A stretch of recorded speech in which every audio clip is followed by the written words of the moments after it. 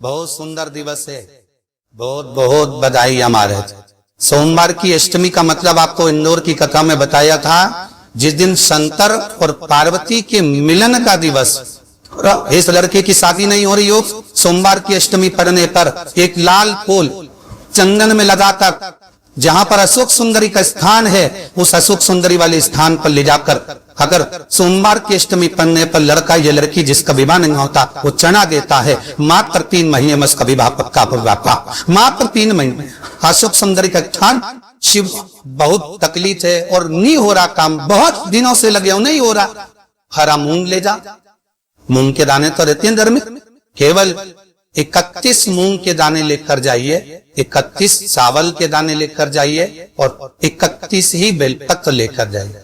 जिस दिन सोमवार की अष्टमी हो, सोमवार की अष्टमी हो, उस दिन शंकर जी के मंदिर में जाओ, 3 चीज लेकर जाओ, मूंग के दाने, चावल, बेलपत्र। चावल जो 31 लेकर गए हो, अपनी कामना कर कर शंकर जी की देहली पर, चौखट पर, कहीं पर भी एकांत में उसको रख दिए। मूंग के जो दाने लेकर गए हो 31, वो नंदी के पास में, जो नंदी का पांव ऊंचा रहता है उस पांव के पास रख दीजिए।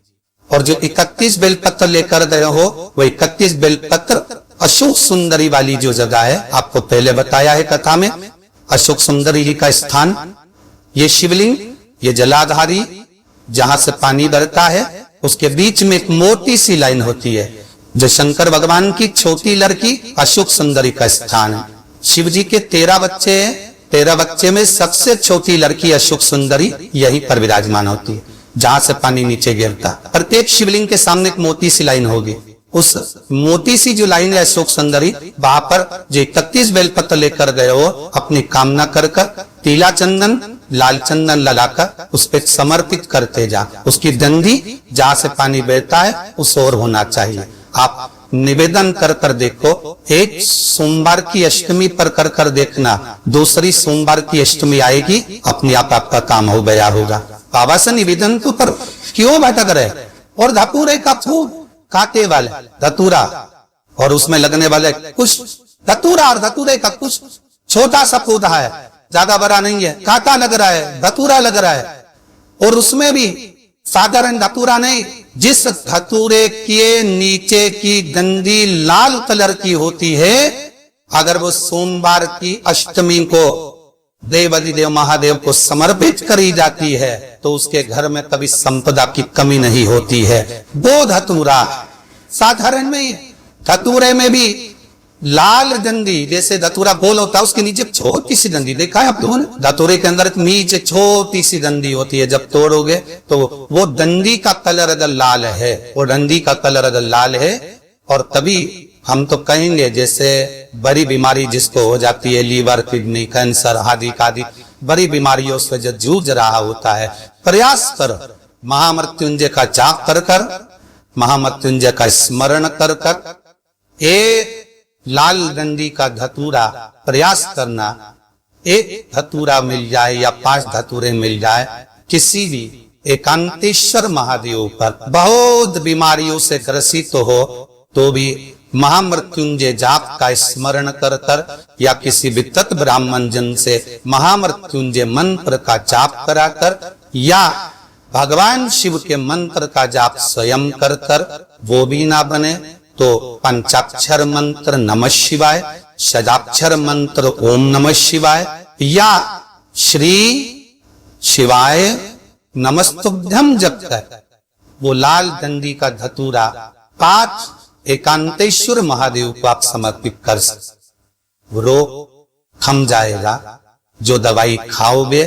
वो शरीर को लगना प्रारंभ हो जाए और आप स्वस्थ होना प्रारंभ हो जाए। अगर बड़ा रोग, बहुत ध्यान दीजिएगा महाराज, एक कथा बड़ी सुंदर है कि आप चाहते हैं कि कोई रोग हमको ना घेरे, आप चाहते हैं कि कोई रोग हमको ना घेरे, और आपको लग रहा है कि कोई रोग ऐसा है जो भिड़ रहा है, या कोई शरीर में ऐसा रोग उत्पन्न होने वाला है, या कोई बीमारी ऐसी उत्पन्न होने वाली, तो उसके लिए सबसे सुंदर तरीका कि शंकर जी पर अलोनी जो गोबरी होती है, गोबरी जानते हो, कंडा, अलोना कंडा, अलोनी गोबरी, मतलब गाय ने गोबर करा और वो सूख गया, उसको थापा नहीं गया, हाथ से कंधा नहीं बनाया गया, गोबरी नहीं बनाई गई, केवल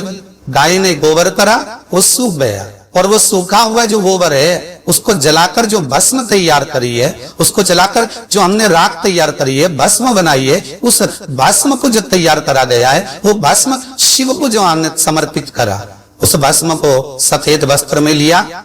और बाबा पर समर्पित करी। उसी भस्म को हम उठा कर लिए। और यदि आप भस्म नहीं चढ़ा सकते तो कभी विश्वनाथ जाए तो वहां से भस्म लिया, कभी उज्जैनी जाए तो वहां से भस्म लिया। उस भस्म को हम यदि अपनी नाभि से वक्ष स्थल के मध्य में त्रिगुंड लगा लेते हैं, जीवन में अगर आप मात्र के महीने में एक बार भी त्रिगुंड अपने वक्ष स्थल के नजदीक में नाभि से ऊपर अगर लगा लेते हैं महाराज, तो ऐसा कोई बड़ा रोग आपकी जिंदगी में प्रवेश। आम के जो पत्ते जिस डाली में लगे होते हैं वो डाली कोमल सी डाली, 11 टुकड़े 25 सूत से लपेट कर 11वां उसका भाग जब उसको लपेट लोगे इस तरह से इकट्ठा करके, आगे का जो भाग है 11 बार अच्छा सूत लपेटने, इसके बाद जो भाग पीछे का आगे तक कोई भी हो उसको शहद पर डुबाकर शिव जी को समर्पित कर दो। इस जगह पर रखना है अशुभ सुंदरी वाली जगह। अशुभ सुंदरी की जगह जानते हैं आप लोग, पहले भी आपको बताया है, आज फिर आपको वर्णन कर दो। जैसे ये गोल जलाधारी है, ये शिवलिंग रखा है, ये 2 जहां से पानी बह रहा है बाबा के चरणारविंद, राइट में श्री गणेश जी का स्थान, लेफ्ट में कार्तिकेय का स्थान, बीच में अशुभ सुंदरी की जगह। शंकर भगवान की 6 लड़कियां, भगवान शंकर के 13 बच्चे, 13 बच्चों में से 6 लड़कियां, उस 6 लड़कियों में से एक लड़की का स्थान, भगवान शंकर की एक बेटी का स्थान, अशुभ सुंदरी का स्थान सामने पद्म पुराण में स्पष्ट किया। ये स्थान अशुभ सुंदरी, शंकर भगवान की जलाधारी में पार्वती जी का हस्तकाल, ऊपर से जो एक एक बूंद पानी गिरता है, ये शंकर भगवान की 5 लड़कियों का स्थान है, जया, विषहरा, सामरी बारी, दोतली और देव। शंकर भगवान की 5 लड़कियां भगवान शंकर के मस्तक पे जल की धार गिराएंगे। बीच में जो अशुभ सुंदरी का स्थान है महाराज, उस जगह पर शहद का मुख, जो शहद आपने भिंगोया है, उस शहद का मुख शंकर जी की ओर कर कर शंकर भगवान के उस अशुभ सुंदरी की जगह पर शहद का भाग शिव जी की ओर रख दे। महाराज अगर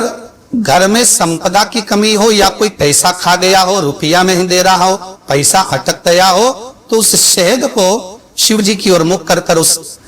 आम के पल्लव की जो डंडी है उसको 11 डंडी को रख दीजिए और उससे अपनी कामना कर कर आ जाइए। हो सके उस शहद में से थोड़ा सा शहद किसी रुमाल पर, किसी कपड़े में लगाकर उसको रख लीजिए। जिस व्यक्ति से पैसे लेना है, जिस व्यक्ति से पैसे मांग रहे हो, उससे एक बार जाकर मिल लीजिए, एक बार उसको खबर कर दीजिए। बाबा चाहेगा भोलेना वैसा वापिस आ जाएगा। अगर शिव कृपा पर है, हे बाबा की कृपा। आम का पल्लव कुछ साधारण नहीं, जिसको कलश के ऊपर रखा जाता है, शिव की कृपा। जिस आम के पेड़ पर स्वयं कामदेव चढ़कर भगवान शंकर के तीसरे नेत्र द्वारा जलकर भस्म हो जाते, आम का पेड़ साधारण नहीं हो।